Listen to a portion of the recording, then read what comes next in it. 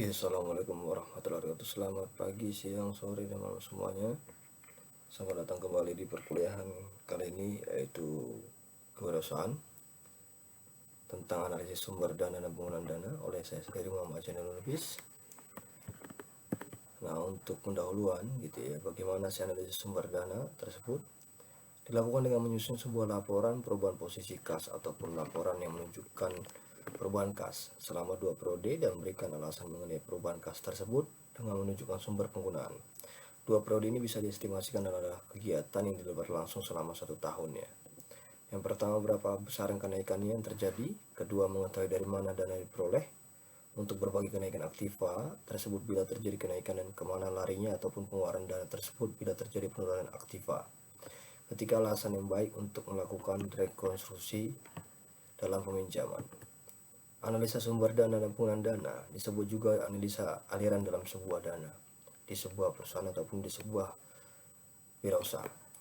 Merupakan alat analisa finansial yang sangat penting bagi financial manager untuk mengetahui bagaimana dana digunakan dan bagaimana kebutuhan tersebut dibelanjai. Dalam analisa sumber dan penggunaan dana, yang perlu diperhatikan adalah penyusunan laporan, perubahan neraca yang disusun atas dasar dua neraca dari 2 waktu. Yang kedua yaitu laporan laba yang ditahan. Bagaimana nanti kita bisa melakukan hal tersebut. Dana dalam artian kas yaitu langkah-langkah dalam penyusunan laporan, sumber dan penggunaan dalam dana yaitu antrian kas. Yang pertama, menyusun laporan perubahan neraca, mengelompokkan perubahan dalam golongan yang besar kas, golongan yang berkecil kas. Mengelompokkan elemen dalam laporan R atau L, keluar masuknya laba gitu ya. Laporan laba ditahan ke dalam golongan yang memperbesar kas dan yang memperkecil kas.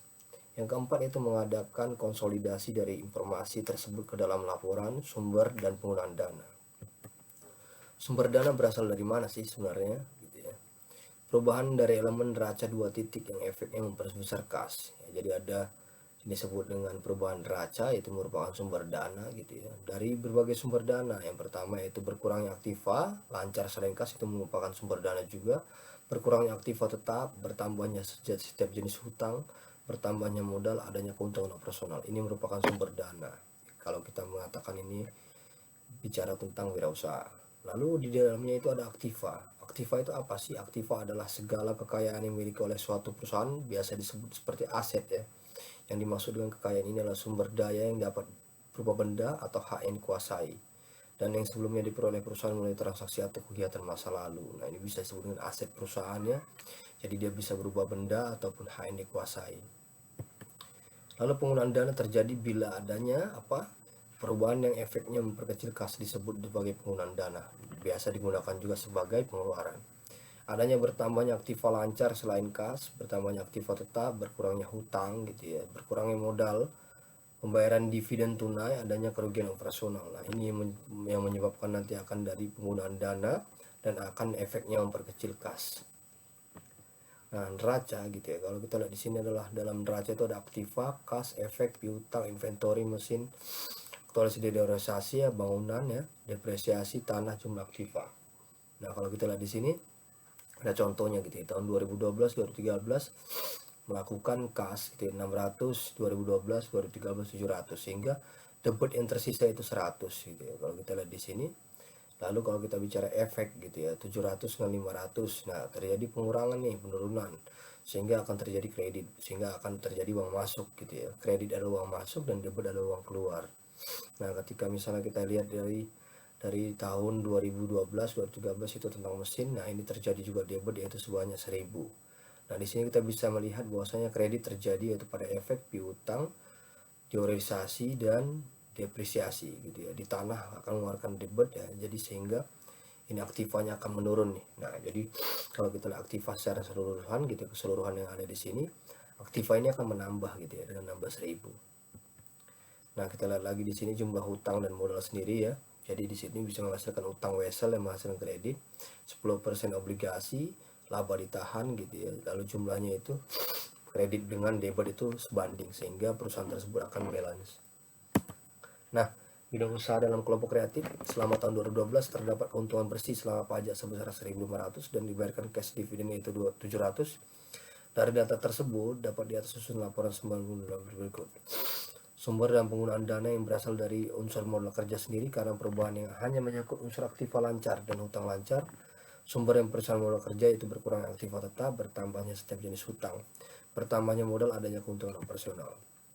Penggunaan dalam modal kerja yang dimana akan memperkecil modal kerja, dimana akan terjadi bertambahnya aktiva tetap, berkurangnya hutang, berkurangnya sebuah modal, pembayaran dividen tunai, adanya kerugian dalam sebuah operasional. Sehingga itu disebut dengan modal kerja, adanya moderate, kuantitatif, fungsional, konservatif, agresif. Langkah-langkah dalam menyusun sebuah laporan, yang pertama yaitu menyusun laporan dalam perubahan modal kerja. Yang kedua, mengelompokkan perubahan dalam unsur non-current account ke dalam golongan yang besar modal kerja dan golongan yang berkecil modal kerja. Mengelompokkan elemen dalam laporan laba ditahan dalam laporan golongan membesar modal kerja yang berkecil modal kerja. Yang keempat itu mengadakan konsolidasi dari informasi tersebut ke dalam laporan sumber dan penggunaan modal kerja.